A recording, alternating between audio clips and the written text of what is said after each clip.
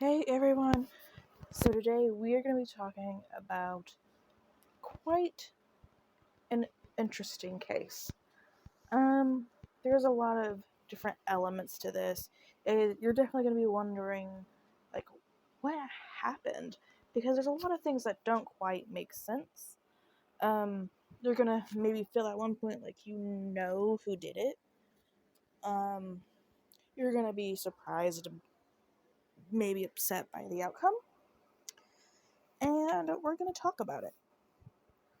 So today's case, we're going to be discussing Olivia Lone Bear.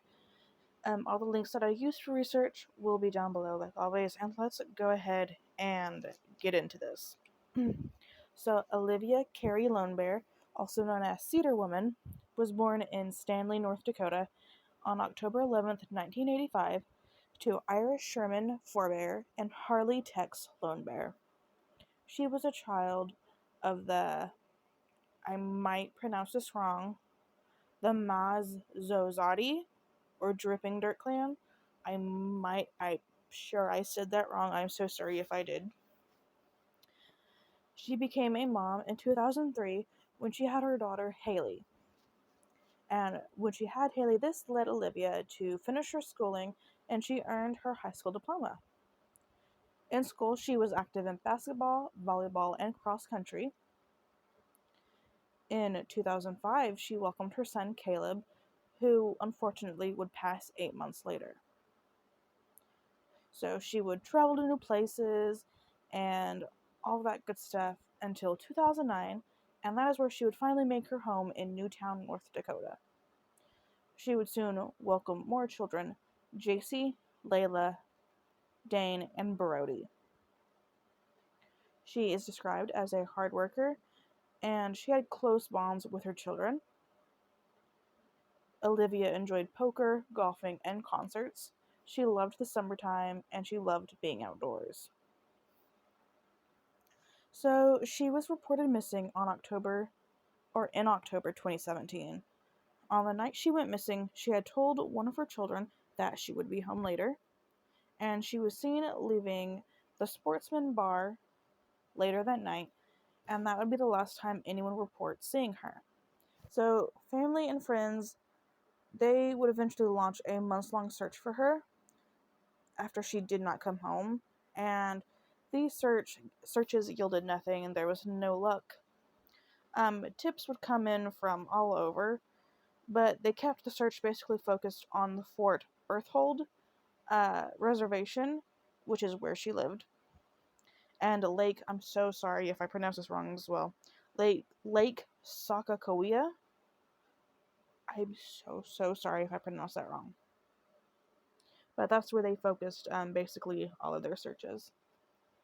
Lissa Yellowbird Chase, she is a founder of the Sanish Scouts, which is a group dedicated to searching for missing people, especially in North Dakota's Indian and oil country, and she helped lead a search with Olivia's brother.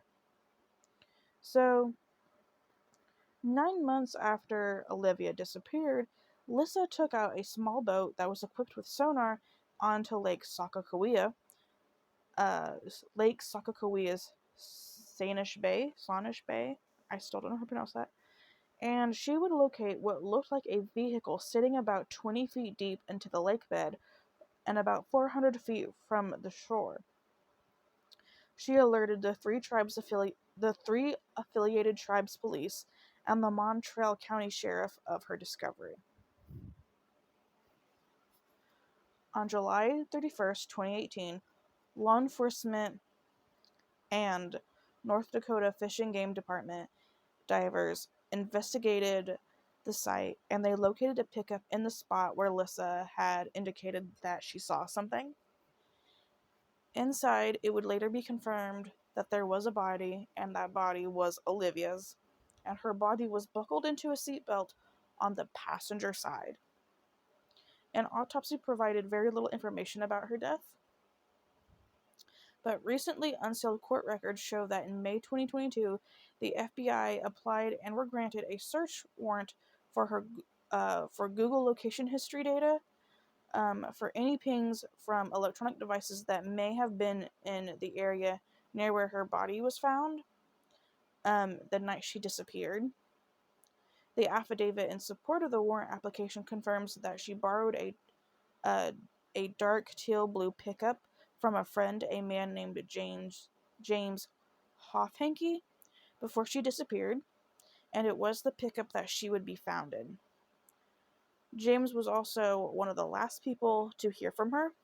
Olivia sent him a text that night that said, "Welp, we had a little bonfire. Now we are going to go mudding. Wish me luck." And the thing is, no one has been able to be identified as going to a bonfire or mudding with her that night, so they don't know if that actually even happened or what that's referring to. At 10:24 p.m. on October 25th, 2017, she sent a final text to James saying goodbye, just goodbye. That felt really ominous when I read that.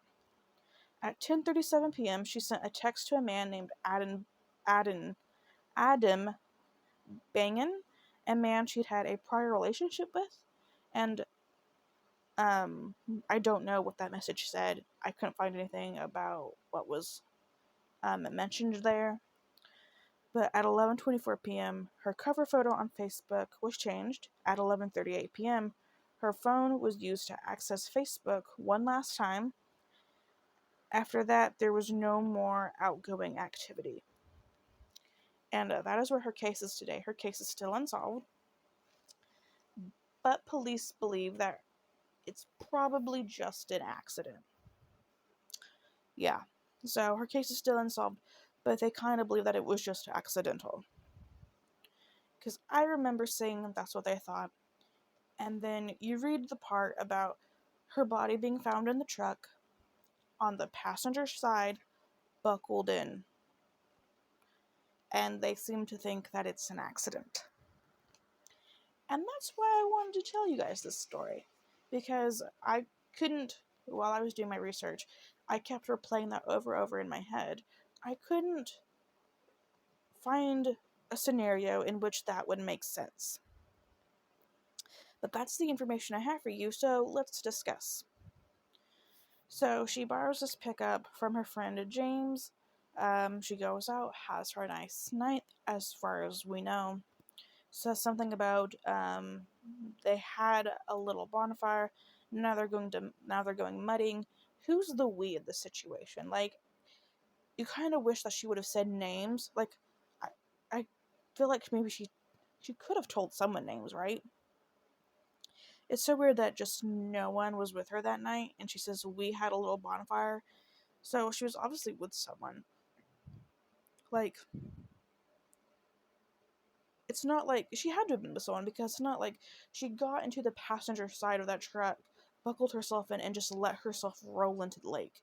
Like, she told her kids she was coming home, so it's not like she was going to kill herself. She promised them she was going to come home.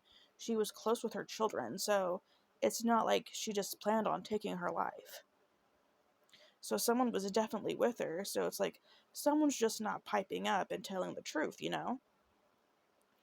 And, she's texting James goodbye.